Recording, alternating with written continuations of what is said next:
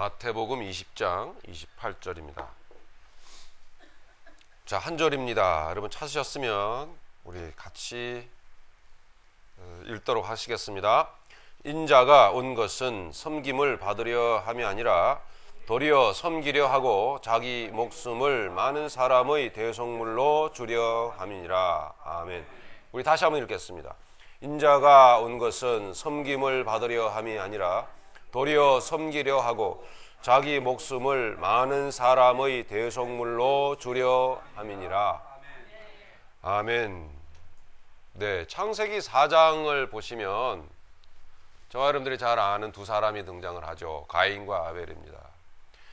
이 가인과 아벨은 참 신기한 사람들입니다. 그리고 묘한 사람들입니다. 아주 묘한 데가, 아주 신기한 데가 있는 사람들이죠.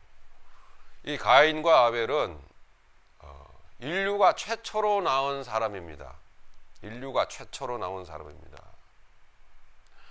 아담과 하와는 하나님이 만드셨죠. 사람이 낳은 사람이 아니죠. 만들어진 사람입니다.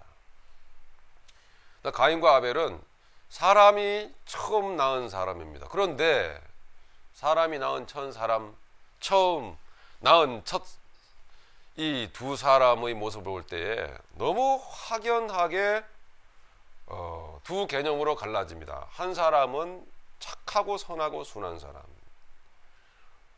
돌로 찍어 죽여도 그냥 맞아 죽는 사람, 이 한 사람의 모습을 보여주고 있고, 또 한 사람은 아주 잔인하게도 악한 사람, 그들의 삶을 우리에게 가르쳐 주면서 이래서 사람이 악해졌다 이런 설명 없습니다. 아예 처음부터 악한 것입니다. 이 세상은요, 이렇게 어둠과 빛, 선과 악, 이런 개념으로 이 세상은 계속 원리되어져 있고요, 그 원리로 돌아가고 있어요. 이 세상만 그렇습니다. 이 지구만 그래요. 다른 세상에는 전혀 그런 개념이 없어요. 이 지구에만 선이 있고 악이 있어요. 착한 말이 있고 선한 말이 있고, 살려주시는 영이 있고 죽이는 영이 있어요.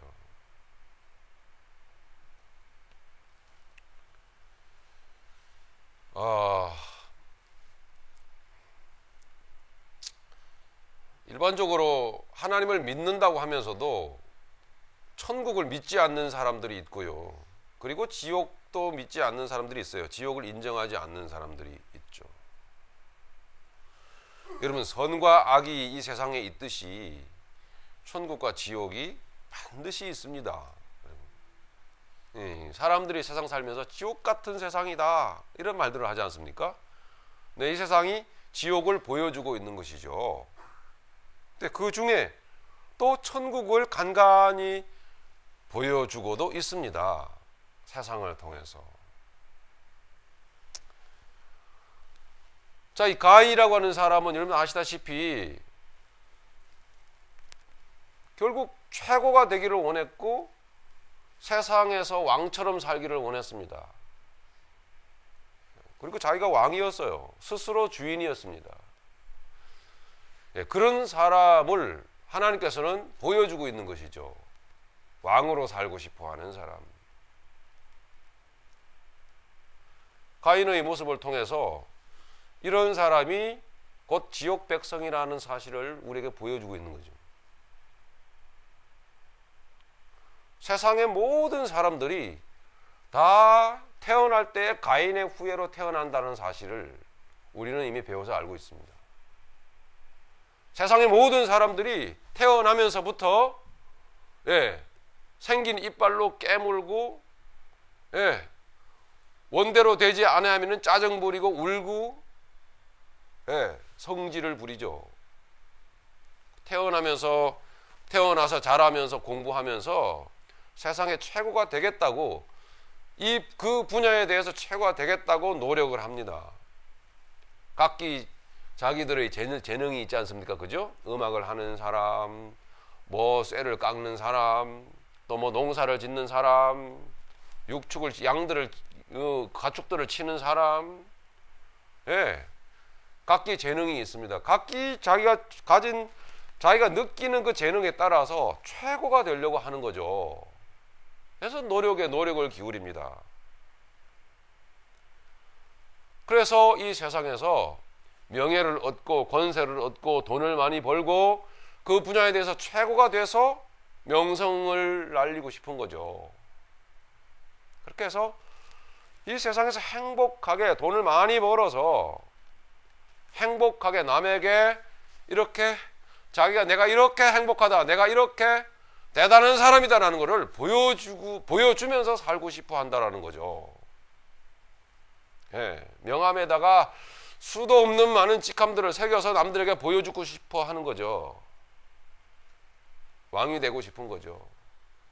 이 세상에다가 자기의 성을 쌓고 자손을 퍼뜨리고 그 자손들이 각자 가지고 있는 달란트와 재능에 따라서 최고가 되기를 원하여 공부를 시키고 교육을 시키고 돈을 아끼지 않고, 네, 그래서 그 자녀가 최고가 되는 것을 보고 행복해하는 세상이지 않습니까? 그리고 또 이 세상은 그렇게 열심히 살아가는 사람들에 대하여 악하다고 말하지 않습니다. 오히려 더 추앙하고 오히려 더 높이 바라보면서 인정을 하는 세상이죠. 그런데 하나님은 그렇게 스스로 주인 노릇을 하고 스스로 왕이 되기를 원하고 왕으로서 살아가고자 하는 그와 같은 풍조, 그와 같은 사고방식, 그와 같은 인생을 악하다라고 말하며 그런 인생은 지옥 땔감이다라고 말씀하고 있는 거거든요. 우리 모두가 다 그런 지옥불에 던져질 땔감들이었습니다.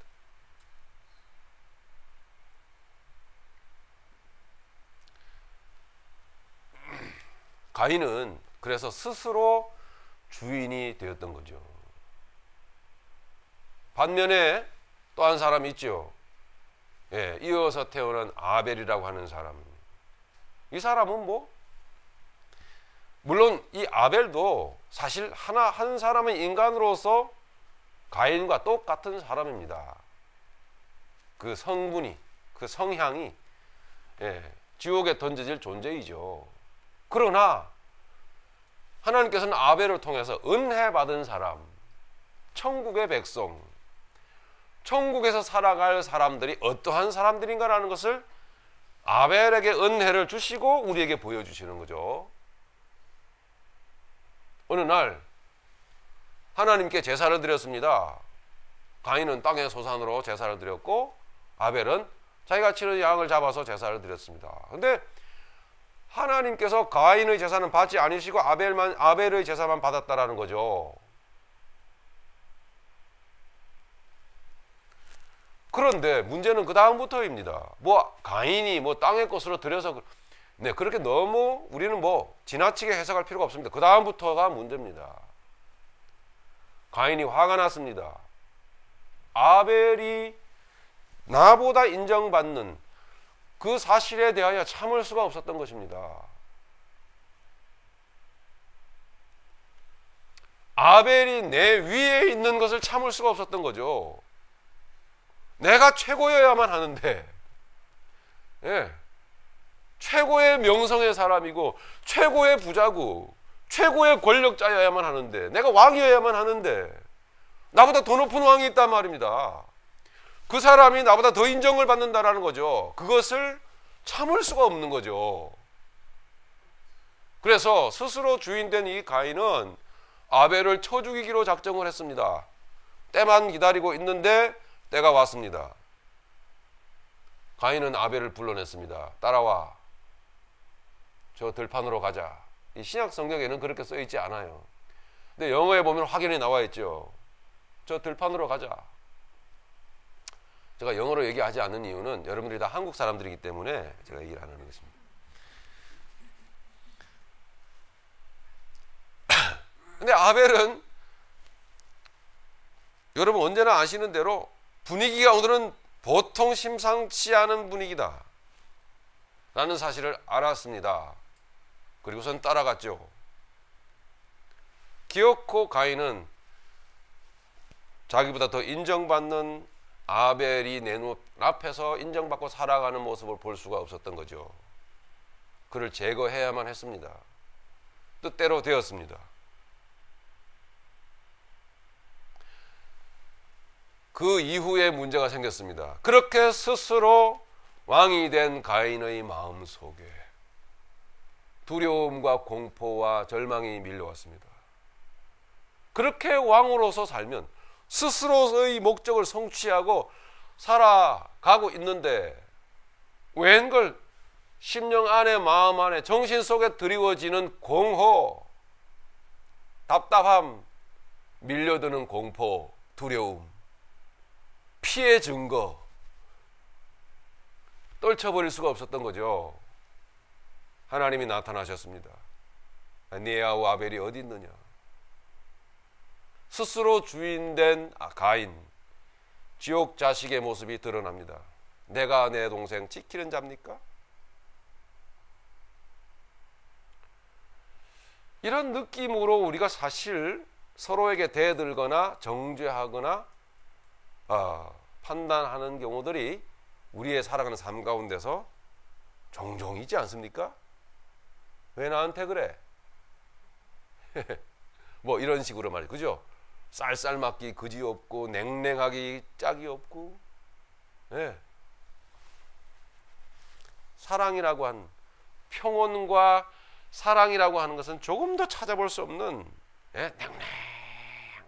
냉랭함이 우리 안에 가득 찰 때가 우리에게 종종 있지 않습니까? 네.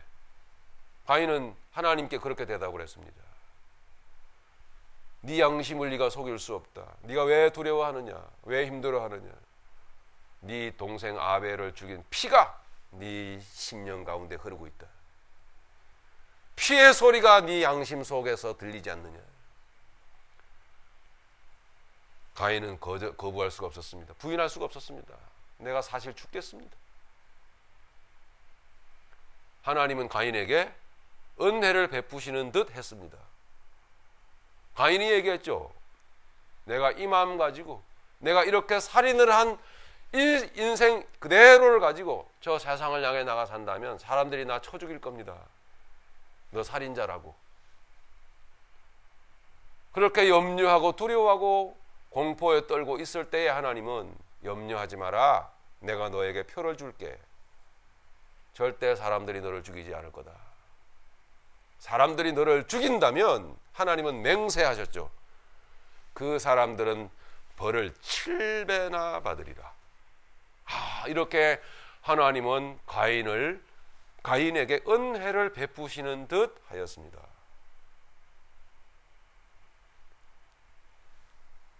가인은 하나님으로부터 멀어져 갔습니다.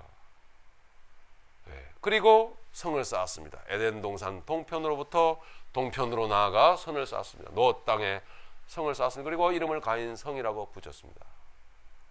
자식을 낳았습니다. 그 자식들이 다 오늘날과 같이 말씀드린 대로 각기 세상의 다양한 분야의 최고의 사람들이었단 말입니다. 가인의 자식들이. 네. 각양 동철로 기계를 만드는 사람, 음악을 하는 사람, 농사 짓는 사람, 육축을 치는 사람, 네. 각기 분야에서 최고였어요. 가인의 자식들은, 가인의 집안. 그래서 가인의 집안은 잘 됐어요. 그런데 웬걸, 이거 어쩌죠? 이 가인과 가인의 후예들이 가야 될 곳이고 지옥이었다라는 말이죠. 이렇게 스스로 주인이 되고 주인 노릇을 하면서 자랑을 하면서 뻐기면서 인생을 나 성공했노라고 살던 그 사람들이 결국 가야 될 곳이 어디냐? 지옥이었습니다.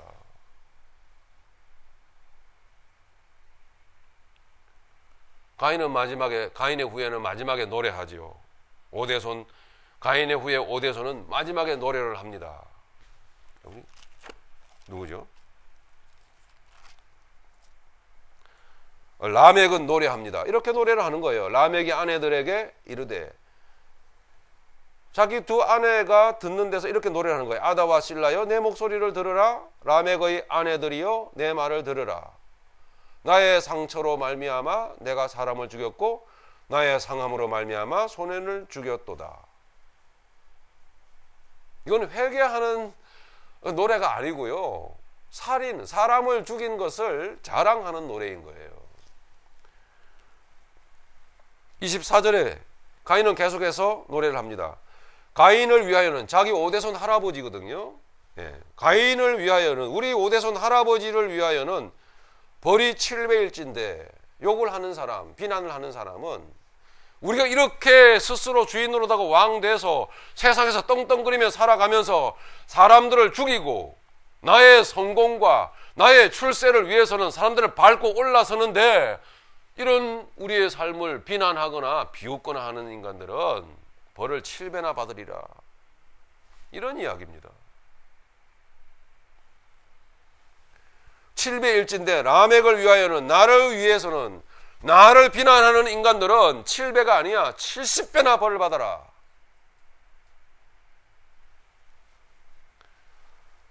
이렇게 가인과 가인의 후예는 이런 인생을 살았다라고 하는 거죠. 하나님께서는 아벨과 가인을 서로 병행해서 우리에게 보여주시면서 바로 가인과 가인처럼 살아가는 인생은 세상 백성이며 지옥 자식이다라는 거죠. 그럼 하나님의 백성은, 천국을 살아갈 백성들은 어떤 사람들이냐? 어떤 사람들이겠습니까? 가인과 같은 사람이죠. 오늘 본문에서 예수님이 읽어주신, 말씀해 주신 대로 하나님의 나라는 스스로 주인 돼서 이 세상에서 왕처럼 살고자 하는 사람들이 갈 곳이 아니다. 하나님의 나라는 이 세상에서 왕으로서 살고자 하는, 남을 지배하고 남 위에서 군림하고자 하는, 자기 이름을 날리기를 좋아하고 내가 드러나는 것을 흐뭇해하는 그런 사람이 아니라, 그런 자리에서 내려와서 종으로서 섬기며 살고자 하는 사람들이다. 내 나라에서 왕으로서 살아갈 사람들은 이 세상에서는 무엇이 되어야 된다? 종이 되어야 된다. 섬기는 자가 되어야 한다. 이렇게 말씀을 하셨던 거죠. 그래서 아벨을 통해서 하나님 나라의 왕의 모습을 우리에게 보여주신 것이죠. 오늘날의 크리스찬은 다 이런 섬기는 자들입니다. 여러분, 섬긴다라고 하는 것은 엄청난 육체 노동을 동반하는 일이에요. 움직여야 됩니다. 손을 움직이고 발을 움직이고 마음을 움직이고 애를 써야만 되는 거죠. 종은요, 가만히 있는 사람이 아니에요. 부리는 사람이 아니거든요. 부리는 사람 밑에서, 주인 밑에서 종으로서 그분이 원하는 뜻에 따라서 열심히 움직이는 사람이에요. 땀을 뻘뻘 흘리고, 예? 수고의 단내를 이 코에서 맡아가면서 애를 쓰는 사람이거든요. 그런데 신기한 것은 그 종은, 그 섬기는 사람은 그렇게 육체 노동을 심하게 하고 그렇게 손과 발을 빨리빨리 움직이고 애를 쓰고 마음을 쓰고 땀과 눈물을 그렇게 흘림에도 불구하고 조금도 슬퍼하거나 힘들어하거나 괴로워하지 않는다는 사실이에요. 즐겨 그 일을 감당하고 즐겨 기뻐 그와 같은 삶을 살아가더라는 거죠. 여러분, 이게 가능합니까? 불가능하죠. 그래서 모든 세상 사람들이 주인 노릇을 하면서 왕처럼 되고 싶어서 살고자 하는 그런 같은 사고방식에서 내려와서 종으로서 바짝 엎드려서 무릎 꿇어 섬기는 삶을 살아가는 것은 불가능한 일이며 우리의 의지로 되는 일이 아니라고 하는 사실입니다. 무엇을 제가 오늘 여러분께 말씀을 드리려고 하는지 아시겠습니까? 하나님의 은혜로 이루어지는 것이다 말입니다.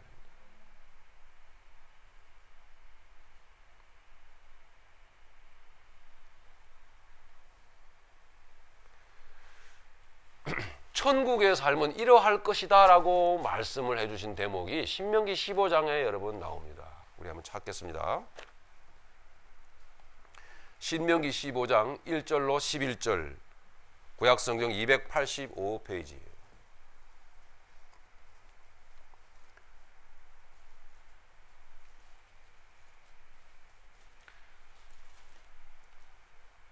자, 같이 읽겠습니다. 15장 1절부터 매 7년 끝에는 면제하라. 면제의 규례는 이러하니라. 그의 이웃에게 구워준 모든 체주는 그것을 면제하고 그의 이웃에게나 그 형제에게 독촉하지 말지니 이는 여호와를 위하여 면제를 선포하였습니다. 이방인에게는 내가 독촉하려니와 내 형제에게 구워준 것은 내 손에서 면제하라. 내가 만일 내 하나님 여호와의 말씀만 듣고 내가 오늘 내게 내리는 그 명령을 다 지켜 행하면 내 하나님 여호와께서 내게 기업으로 주신 땅에서 내가 반드시 복을 받으리니 너희 중에 가난한 자가 없으리라. 면제하라, 면제하라, 면제하라. 예, 모든 삶의 부담을 다 지워버리라는 거죠. 이게 바로 어디입니까? 천국입니다. 신명기는 이스라엘 백성들이 장차 들어가 살아야 될 가나안 땅의 삶을 미리 말씀해 주고 있는 거거든요. 가나안은 여러분 무엇을 상징합니까? 천국, 하나님의 나라, 아버지가 계신 곳, 우리 예수님이 계신 곳, 그것을 상징하는 곳이거든요. 가나안 땅은. 가나안 땅은요, 여러분 다 면제되는 곳이에요. 다 면제.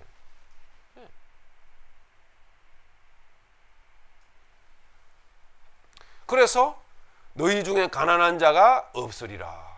가난한 사람이 한 사람도 없어요. 천국에는 다 부자예요. 너무 행복한 나라죠. 6절 계속 보십니다. 내 하나님 여호와께서 내게 허락하신 대로 내게 복을 주시리니 내가 여러 나라에 구워줄지라도 너는 꾸지 아니하겠고 내가 여러 나라를 통치할지라도 너는 통치를 당하지 아니하리라. 이건 하나님 나라의 통치입니다. 하나님 나라의 통치. 예.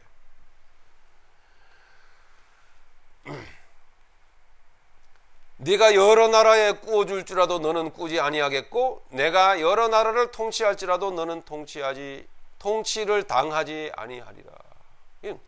하나님의 나라는 이렇게 구워주는, 이렇게 섬기는, 면제해주는 그런 나라거든요. 예. 이 말씀의 흐름들을 보면 한마디로 말씀을 표현하면 뭐예요? 섬기는 삶인 것입니다. 근데 그렇게 섬기는 삶을 살다 보니까 가난한 사람이 한 사람도 없더라는 이야기죠.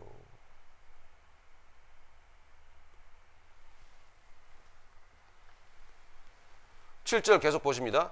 내 하나님 여호와께서 내게 주신 땅 어느 성읍에서든지 가난한 형제가 너와 함께 거주하거든 그 가난한 형제에게 내 마음을 완악하게 하지 말며 내 손을 움켜쥐지 말고 반드시 내 손을 그에게 펴서 그에게 필요한 대로 쓸 것을 넉넉히 구워주라. 섬기는 삶이거든요. 삼가 너는 마음에 악한 생각을 품지 말라. 곧 이러기를 7째 해 면제년에 가까이 왔다고 내 궁핍한 형제를 악한 눈으로 바라보며 아무것도 주지 아니하면 그가 너를 여호와께 호소하리니 그것이 내게 죄가 되리라. 너는 반드시 그에게 줄 것이요 줄 때에는 아끼는 마음을 품지 말 것이니라. 이로 말미암아 내 하나님 여호와께서 내가 하는 모든 일과 내 손이 닿는 모든 일에 내게 복을 주시리라. 땅에는 언제든지 가난한 자가 그치지 아니하겠으므로 내가 네게 명령하여 이르노니 너는 반드시 내 땅 안에 내 형제 중 곤란한 자와 궁핍한 자에게 내 손을 펼지니라. 아멘.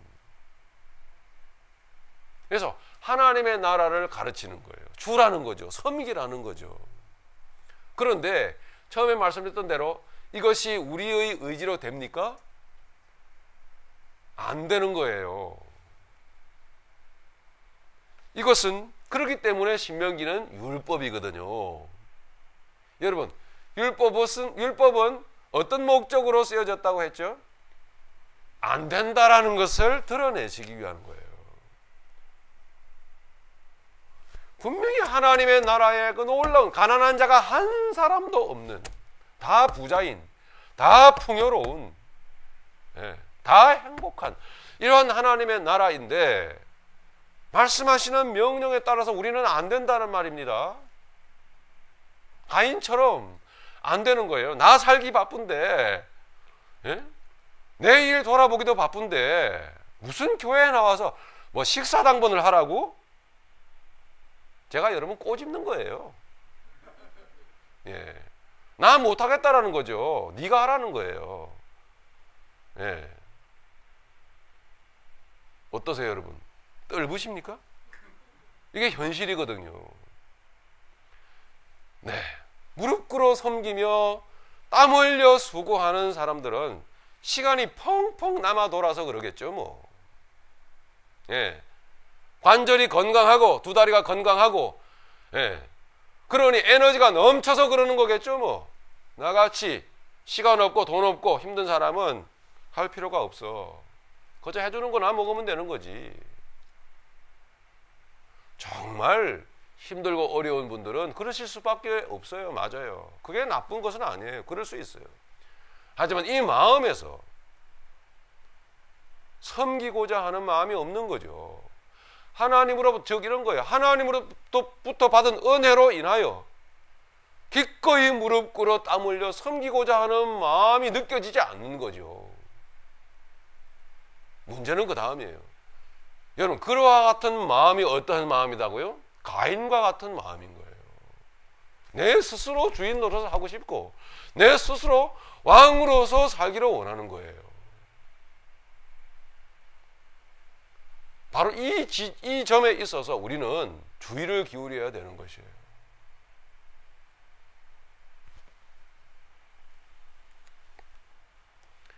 이것은 율법입니다, 여러분. 신명기는 율법이에요. 이루어지는 게 아니에요. 안 돼요, 여러분. 하라. 그러면 내가 너에게 복을 주겠다. 그래서 우리가 열심히 노력을 하는 것을 보고 하나님 복을 주신다고 하는 게 아니고 안 된다라는 것을 드러내시는 거예요. 그럼 이 복을 주시겠다라는 도대체 말씀은 뭡니까? 우리가 복음, 신약 성경, 하나님의 또 다른 언약의 말씀을 우리가 아는 바와 같이 베풀어 주신 예수님의 십자가의 그 공로와 은혜로 말미암아 섬기는 삶이 우리에게 생겨야만 되는 거예요. 네, 그래서 기꺼이 노동과 땀과 수고를 마다하지 않는데도 불구하고 조금도 불평불만하지 아니하고 만면의 미소를 띠면서 마음에 풍부한 마음의 그 부자된 마음을 누리면서 열심히 수고하는 자의 그 마음은 그 스스로가, 그 사람이 인격이 좋아서 그 사람이 노력을 열심히 하는 타고난 태생이 그래서 그런 게 아니고 하나님이 그에게 그렇게 하고자 섬기며 살고자 하는 마음을, 섬기는 삶을, 섬기는 자의 마음을 그에게 주신 것이란 말이죠. 하나님은 천국을 바로 그렇게 그와 같은 사람들의 삶을 통해서 보여주시는 거예요. 천국은 이와 같은 것이며 이와 같은 자들의 것이다. 네. 그래서 가난한 자가 한 사람도 없다라고 말씀했어요. 분명히 땅에는 11절에는 언제든지 가난한 자가 그치지 아니하겠으나 이렇게 말씀하고 있으면서도 아주 상충되는 말씀을 그 이전에 미리 하셨다고요. 가난한 자가 한 사람도 없으리라. 네.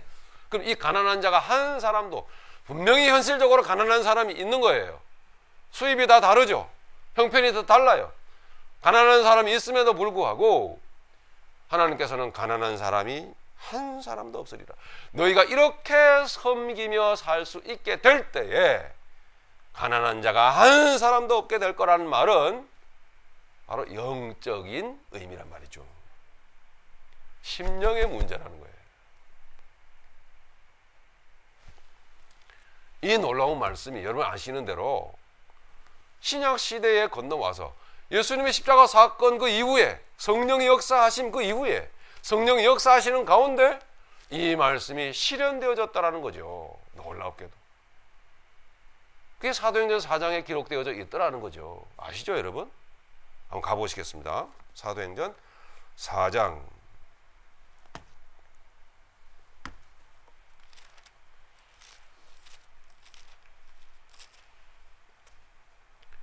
32절로 35절까지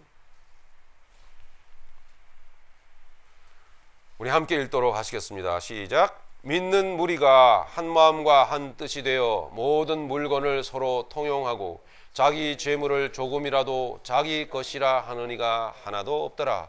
사도들이 큰 권능으로 주 예수의 부활을 증언하니 무리가 큰 은혜를 받아 그 중에 가난한 사람이 없으니 이는 밭과 집 있는 자는 팔아 그 판 것의 값을 가져다가 사도들의 발 앞에 두매 그들이 각 사람의 필요를 따라 나누어 줌이라. 아멘. 34절에 이렇게 적고 있지 않습니까? 그 중에 가난한 사람이 없으니. 예. 마음이 다 부자라는 얘기죠. 예. 즐겨 기뻐하며 감사하니. 예. 사도들이 복음을 전했습니다. 33절에 큰 권능으로 주 예수의 부활을 증언하였습니다. 큰 권능으로 주 예수 십자가를 증거한 거죠. 십자가의 내용을 증거한 거죠. 죽음과 삶을 선포한 거죠. 왕이 죽고 종으로 새롭게 살아가는 인생을 선포한 거죠. 할렐루야. 예. 스스로 주인된 인생이 사라지고 이제 기꺼이 종으로 살아도 기뻐하며 즐겨하며 그 넘치는 부여로 살아가는 놀라운 십자가의 은혜를 선포한 거죠. 그러자 하나님이 저들에게 하늘의 놀라운 은혜를 베푸시자 저들에게 복음이 들어왔어요.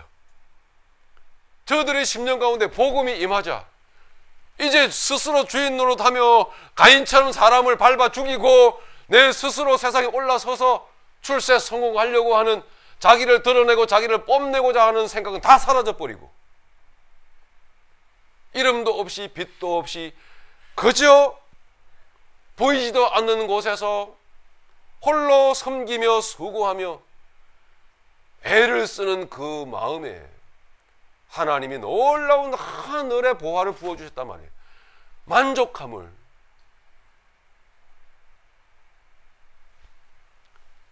그랬더니 그렇게 섬기는 자의 그 마음은 이미 하늘의 부유함으로 가득 찼죠. 저들이 살아가는 손끝, 저들이 행하는 손과 발과 몸짓 그리고 삶 드리는 삶 전체를 통하여 마음이 가난한 자, 마음이 헐벗은 자, 심령이 피폐하고 공허한 자들에게 저들의 손이 움직이고 저들의 발이 움직이고 저들의 마음이 움직이고 삶이 움직이자 저들에게 그 빈 마음에 그렇게 왕같이 살고자 했음에도 그렇게 스스로 주인 노릇을 하면서 애를 쓰면서 머리를 굴려가면서 살고자 했음에도 그 속은 거지가 가득하고 그 속은 텅 빈 그 속이 일 수밖에 없는 그 속에 이 섬기고자 하는 이 마음이 이 예수님의 마음이 이 하늘의 복이 저들에게 전달이 된 거죠. 그랬더니 그곳이 곧 천국이 되더라는 거죠. 가난한 자가 한 사람도 없었다는 거예요.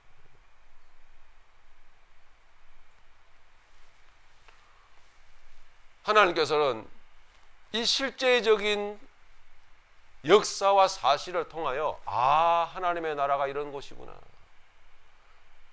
하나님의 나라가 이렇게 무릎 꿇어 섬기는 곳이구나. 하나님의 나라가 이렇게 무릎 꿇어 섬기고 수고하고 노동을 하고 땀 흘려도 전혀 불행하지 않고 전혀 힘들지 않고 오히려 더 부자가 되고 더 행복한 것이구나 라고 하는 사실을 깨닫게 하시는 거죠.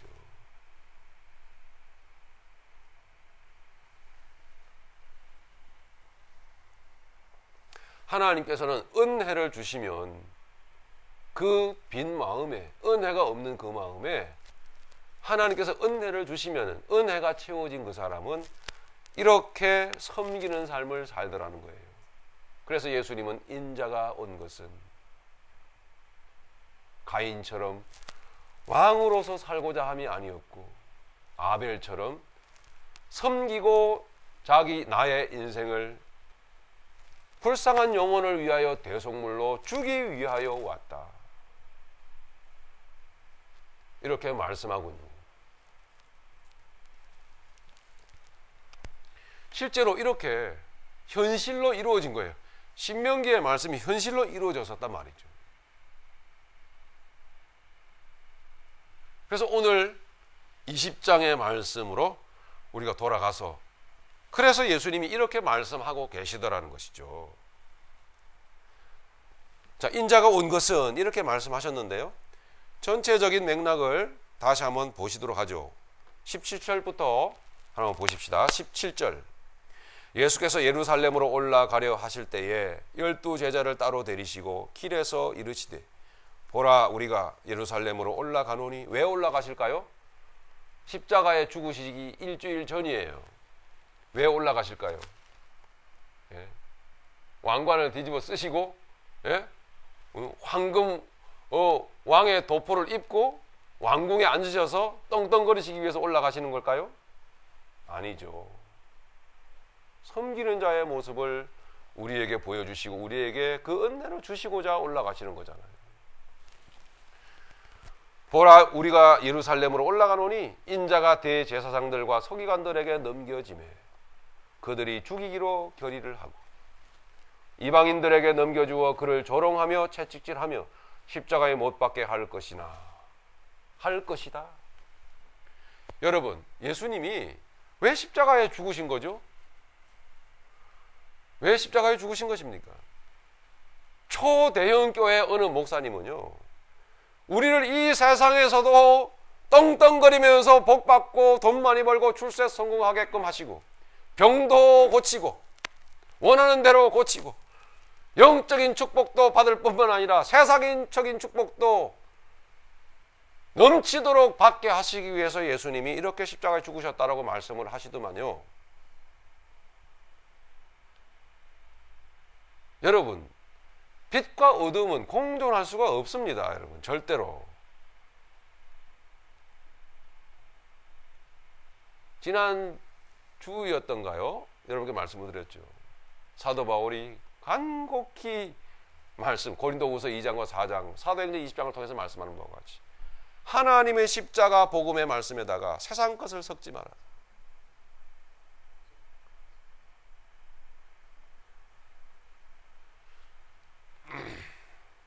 예수님이 십자가에 달리신 이유는 뭐예요? 네, 저나 여러분이 다 가인처럼 그런 사고방식으로 사는데 행복하지 않더라는 거예요, 여러분. 절대로. 네.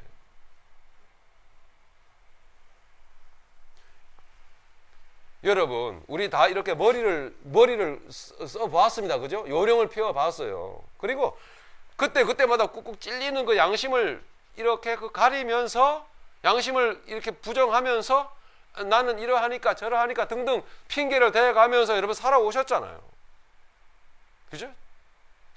더 깊은 양심의 마음 뭐예요? 조금 더 손해보지 않으려고 하는 거예요. 조금 더 손을 놀리지 않으려고 하는 거예요. 예. 나 형편 이러니까. 예. 그런 식의 머리를 우리가 써보았지 않습니까? 옳습니다, 여러분. 예, 좋아요. 그러면 정말 행복하셔야 되는 거 아니에요. 또 여러 개 말씀을 드립니다. 생각을 해보십시오. 여지껏 내가 그렇게 살아왔단 말입니다. 그러면 그 노력의 결과로 열매가 있어야 될 거 아닙니까? 그 열매가 뭐예요? 행복하게 살고 싶은 거 아니겠어요? 그죠? 행복하셔야 되는 거 아닙니까? 근데 왜 안 행복하는 것입니까? 행복하지 않아요, 절대로. 행복할 수가 없어요.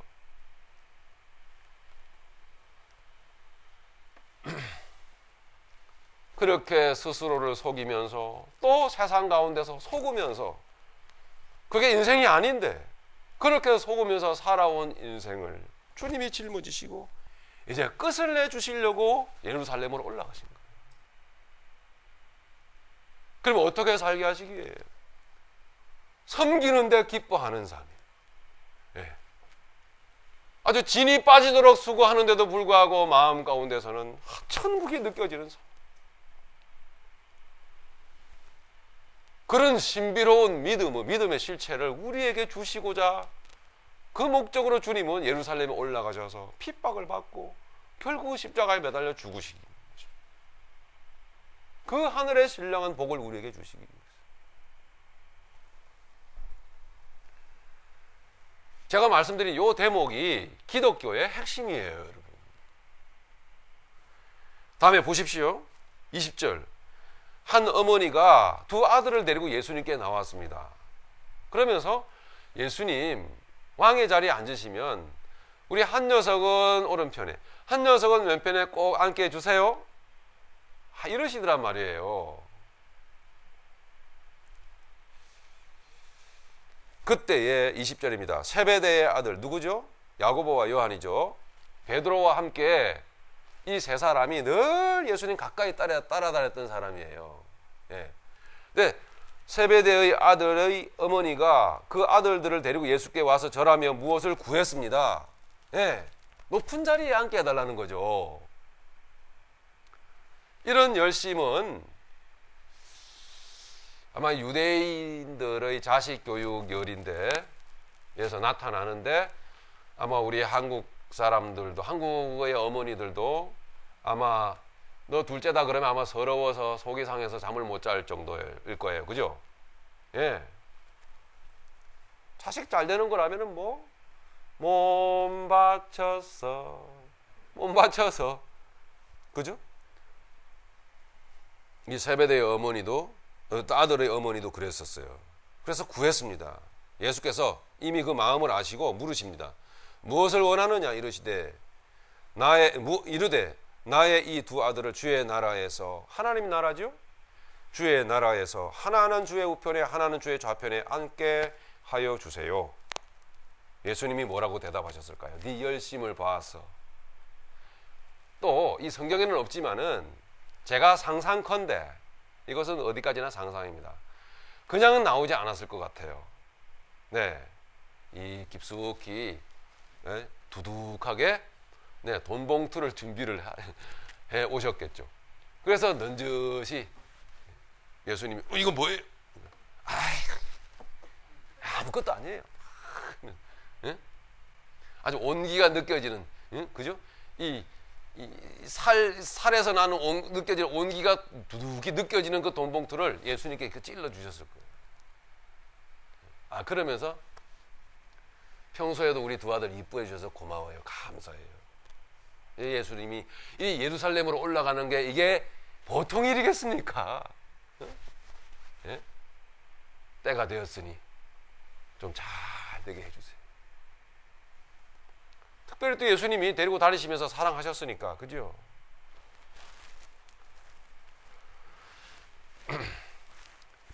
이게요, 사실 우리가 이렇게 믿는다니까요. 이렇게.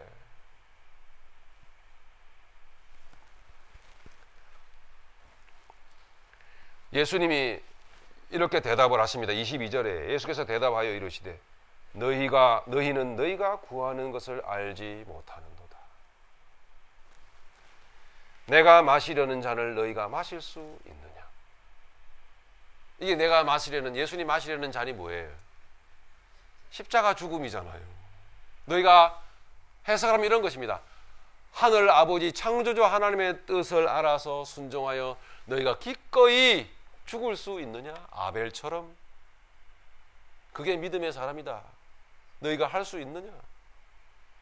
그랬더니 냉큼 대답을 합니다. 예, 그럼요, 마시죠. 예, 출세 성공을 위해서라면은 양잿물도 마시죠.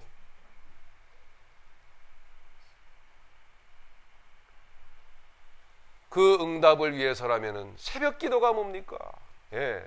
금식 기도도 하죠. 작정 기도도 하죠. 못할 게 뭐가 있겠습니까, 주님?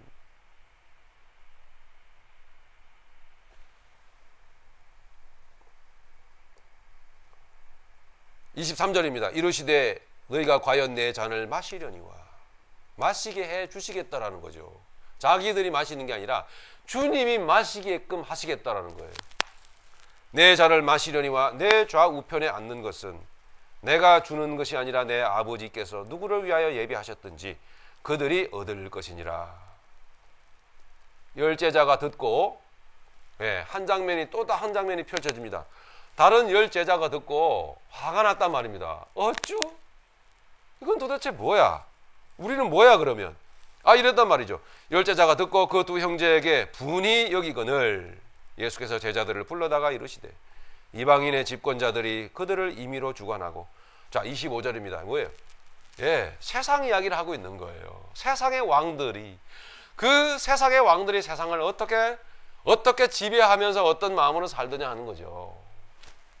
예수께서 제자들을 불러 이르시되 이방인의 집권자들이, 왕들이 그들을 임의로 주관하고 그 수하의 종들을 임의로 주관하고 그 고관들이 그들에게 권세를 부리는 줄을 너희가 알거니와. 26절입니다. 너희 중에는 그렇지 않아야 하리니. 그렇지 않아야 하리니. 이게 우리 주님의 우리를 향하신 뜻입니다. 그렇지 않아야 하리니. 가정에서도 서로 왕의 자리를 차지하려고 하고, 교회에서도 서로 내가 우위에 올라서려고 하고,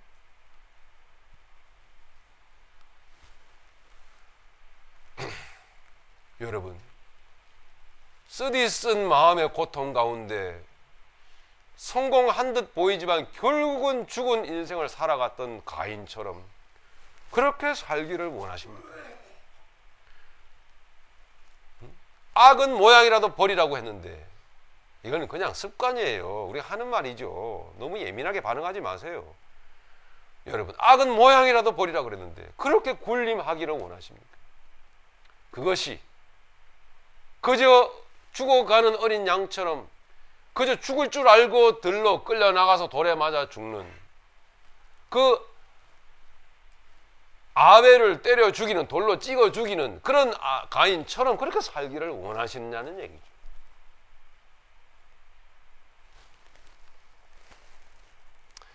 여러분, 예수님의 심정을 한번 읽어보세요. 응?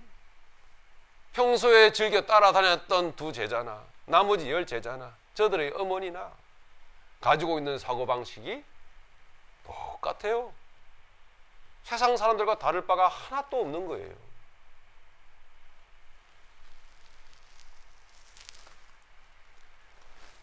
너희 중에는 그렇지 않아야 하리니. 너희 중에 누구든지 크고자 하는 자는 너희를 섬기는 자가 되고 너희 중에 누구든지 으뜸이 되고자 하는 자는 너희의 종이 되어야 하리라.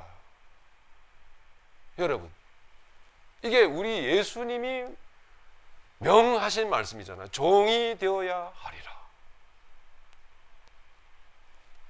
십자가 사건은 마음의 왕의 왕관을 쓰고 왕을 품고 살았던 우리의 인생을 무너뜨리시고 이제 왕이 아니라 종의 자리로 내려가게끔 만드신 사건이에요. 다스리는 자가 아니라 섬기는 자의 자리로 내려가게끔 만드신 자리죠. 우리의 주인은 따로 계십니다. 그전에는 우리가 주인을 몰랐어요. 아니, 그전에는 주인을 마구마구 우리가 움직이려고 했다고요. 그 이전에는 우리가 이 예배당 안에 들어와서 예수를 믿는다고 하면서도 주인을 내 마음대로 막 움직이려고 했던 거죠. 저 주인이 앉아있는 보좌를 내가 움직여야지. 그래서 반드시 내 욕망을, 내 마음의 기도의 응답을 반드시 이끌어내야 될 거야. 반드시 내가 그렇게 할 거다. 보좌를 움직이는 기도, 썩은 기도.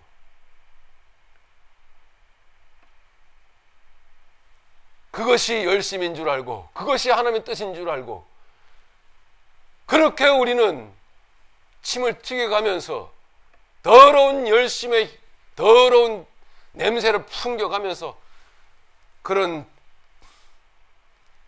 종교 생활을 해왔던 것이죠. 어떻게 종이 주인의 마음을 움직입니까, 여러분? 예? 어떻게 종이 주인의 마음을 달래서 자기의 원을, 소원을 드러냅니까? 끌어냅니까, 여러분? 어떻게 기독교가 이 지경이 되어버렸어요? 어떻게? 주인의 뜻은 안중에도 없는 거예요. 십자가의 의미는 안중에도 없는 거죠. 궁금해하지도 않아요. 오직 내 소원만 간절한 거죠. 부모가 그러니 자식을 그렇게 키울 수밖에요. 교회 안 가도 돼. 공부 열심히 해라. 나중에 가도 돼. 여러분, 지금과 그 나중 사이에 어떤 일이 벌어질지 어떻게 아십니까, 여러분? 여러분, 그렇게 여러분 미래를 잘 점치세요? 예? 지금과 그 나중, 여러분들이 자녀들에 대해서 나중에 하면 돼. 나중에 교회 나가도 돼. 얼마든지 시간 있어. 그 중간에 어떤 일이 벌어질지 여러분 그렇게 잘 아십니까? 아무 일도 없으리라고 생각하세요? 우리에게서의 날은요, 오늘밖에 없어요. 오늘밖에 없어요. 내일도 없는 거예요. 내일이라고 하는 거는 그분이 주신 믿음 안에서 신뢰하는 마음으로 그분께 맡기는 내일이지. 우리에게 있어 내일은 오늘밖에 없는 거예요. 그러니까 오늘 하나님께 예배해야 되는 거예요. 오늘. 지금 이 시간. 네? 여러분, 지옥이 있다니까요, 여러분. 있다니까요. 자, 주님이 말씀하신 뜻은 뭡니까? 이와 같은 사고방식으로 살아가는 기독교인은 천국 못 간다라고 말씀하고 있는 거예요. 천국 갈 수 없다라는 거죠. 아니, 내 백성은 이런 사고방식으로 살지 않는다라는 거예요.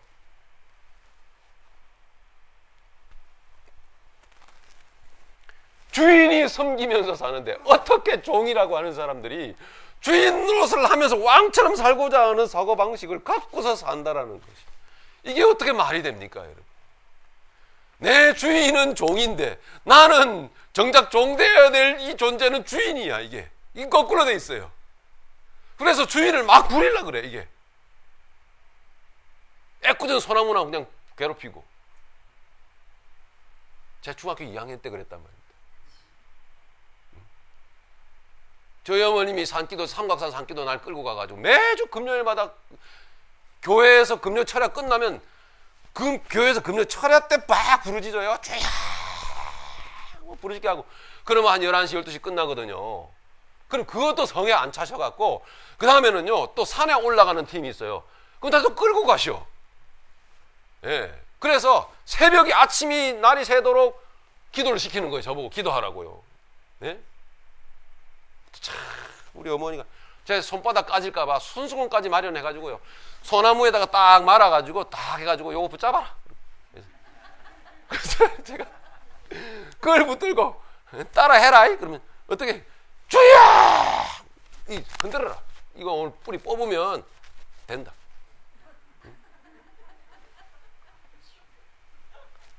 그래서 저는 이게 좀 맹해요. 제가요, 또 한편 뭔가 이게 아닌데 하면서도 이게 좀 뭔가 좀 이렇게 현명하게 생각을 못해요. 우리 참 유세리 선교사님은 참 이게 참 지혜가 많으시고 아주 현명하게 판단을 잘 해나가시는데, 저는 그 머리까지는 안 돌아가거든요. 그래서 또 시키는 대로 하는 거예요. 줘야 하면 이리 돌리고 저리 돌리고. 아니, 왜 소나무에다 대고 그렇습니까? 왜 소나무가 무슨 죄를 지었다고? 그 소나무는 정말 재수에 온 붙은 소나무죠. 그죠? 어쩌다가 인간 잘못 만나가지고 그 고생을 하나 밤에. 우리는 그것을 신앙이라고 생각했다. 열심이라고 생각했다. 아니에요. 그럴 필요가 없어요, 여러분.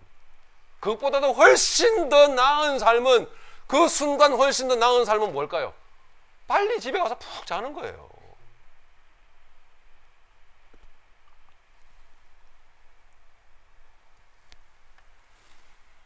우리 주님이 이렇게 말씀하셨다라는 겁니다. 인자가 온 것은, 성경 보십시다. 인자가 온 것은 섬김을 받으려 함이 아니라 도리어 섬기려 하고 자기 목숨을 많은 사람의 대속물로 주려 함이니라.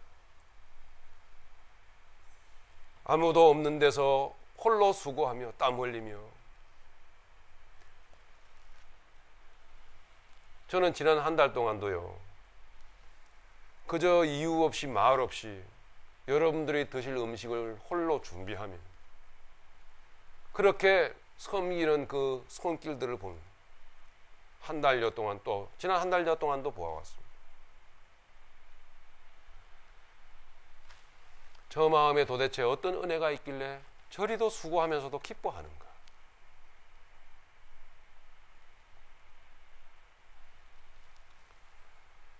저는 그렇게 보입니다. 저 마음에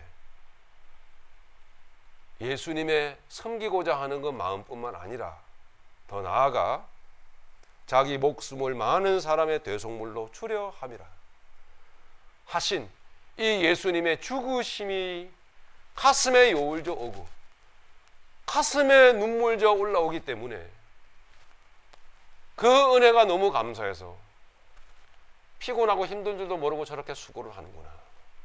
저는 그렇게 보여지더라고요. 적어도 우리가 그 지체가 수고한 그 끓인 국과 그 밥을 우리가 먹자고 한다면 그 정도의 감동과 감사의 마음은 있어야 되지 않겠습니까? 예, 압니다. 누군가는 수고를 하는 거예요. 그러나 우리의 마음에 참 십자가의 은혜가 저렇게 간절하게도 가슴 속에 여울지는구나. 그래서 오늘 내가 이 국을 먹는구나.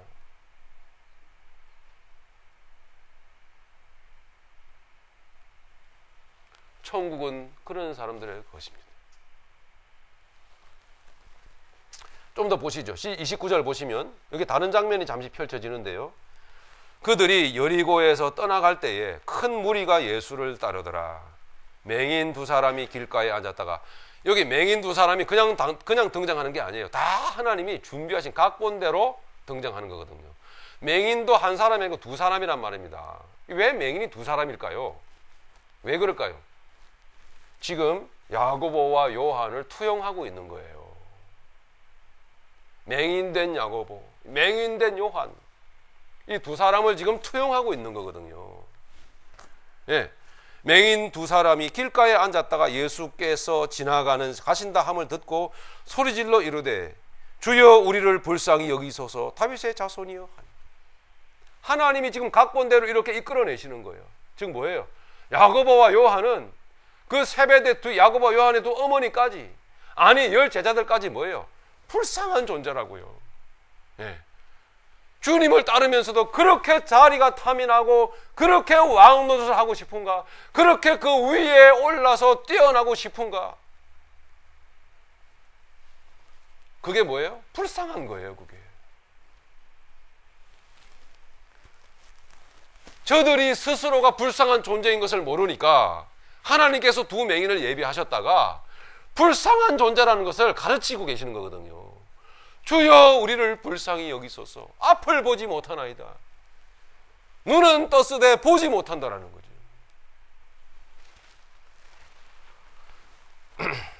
주여 우리를 불쌍히 여기소서 다윗의 자손이여 하니 무리가 꾸짖어 잠잠하라 하되 더욱 소리질러 이르되 주여 우리를 불쌍히 여기소서 다윗의 자손이여 하는지라. 예수께서 머물러 서서 그들을 불러 이르시되 너희에게 무엇을 하여 주기를 원하느냐. 우리 예수님은 오늘 우리에게 말씀하십니다. 여러분, 내가 너에게 무엇을 해주기를 원하나. 내 눈을 열어주십시오.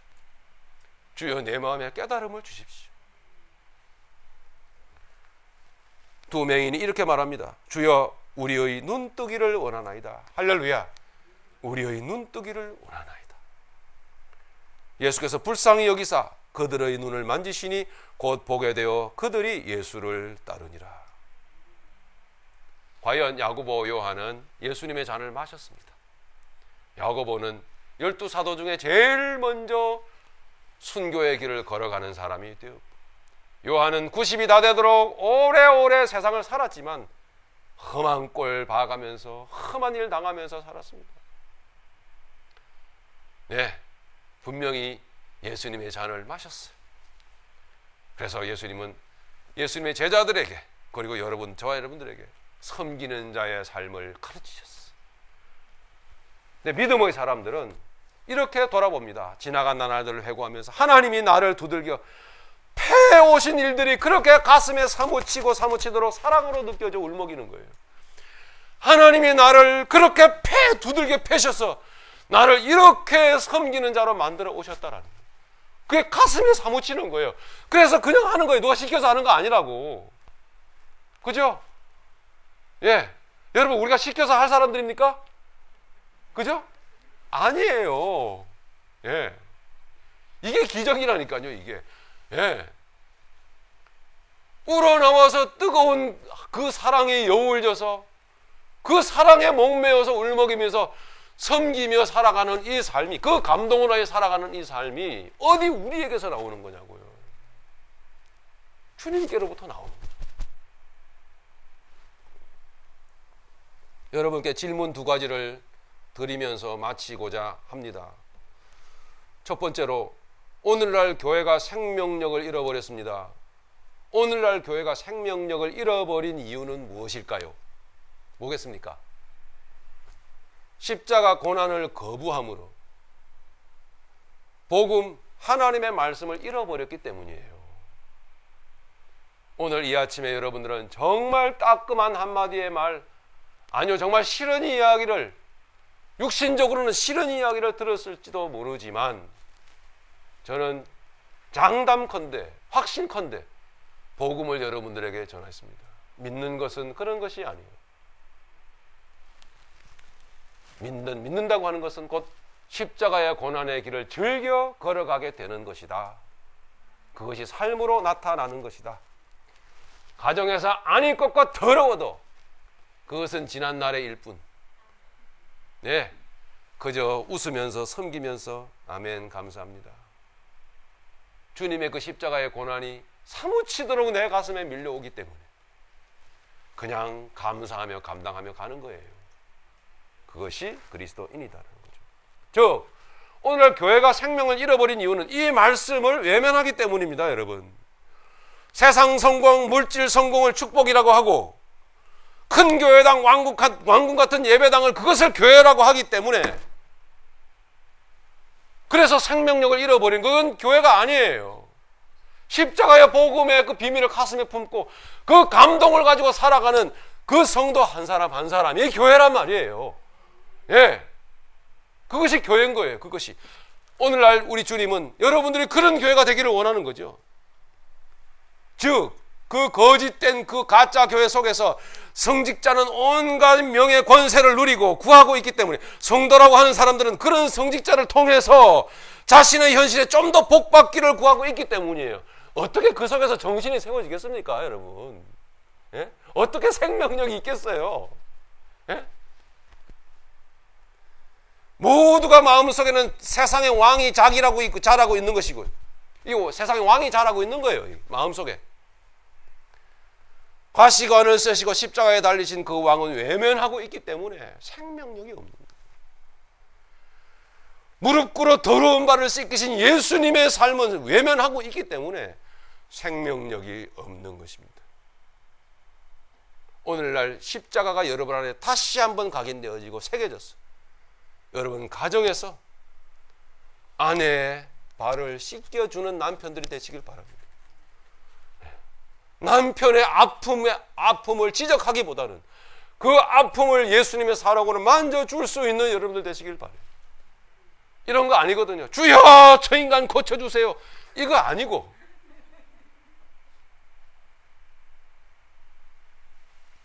그래서 고쳐집니까? 이상하죠? 더 완악해지죠? 그게 아니라고 하는 거예요. 빨리 깨달으셔야 돼요. 한 가지 더 드립니다. 두 번째로, 왜 하나님의 말씀은 성도의 고난을 가르칠까요? 그 이유가 뭘까요?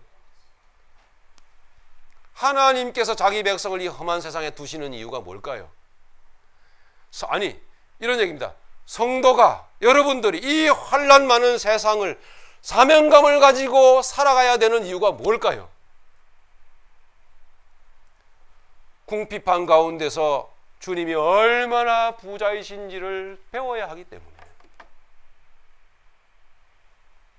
절망스러운 이 삶 속에서 주님이 얼마나 소망이 되시는지를 배워야 하기 때문에 환난 많은 이 세상을 여러분 살게 하시는 거예요. 환난 많은 세상 속에서 붙드시는 주님의 손길을 배워야 하기 때문에, 섬기는 자의 삶을 즐겨 걸어가는, 살아가는 삶은 환난 많은 이 세상에서 환난을 이렇게 많이 당하고 이렇게 핍박 속에서도 붙드시는 주님의 손길을 느끼기 때문에 살아가는 거예요. 그렇게. 할렐루야. 그것이 바로 주님이 오늘 우리에게 보여주신 섬기는 자의 삶이라고 하는 것이죠. 예수 그리스도의 십자가의 능력이 실제로 내 안에서 어떤 것인지를 우리는 이 세상 가운데서 충분히 맛을 보아야 하기 때문에 우리를 환난 속에 던져 넣으신 거예요.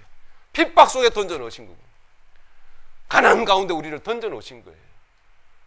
그렇게 우리는 가난해도 그렇게 부자인 거예요. 할렐루야.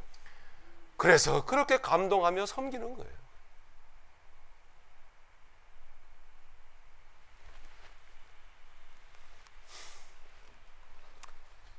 지나간 나날들 여러분 돌아보실 수 있기를 바랍니다. 이제 올 한 해도 한 달밖에 안 남았습니다.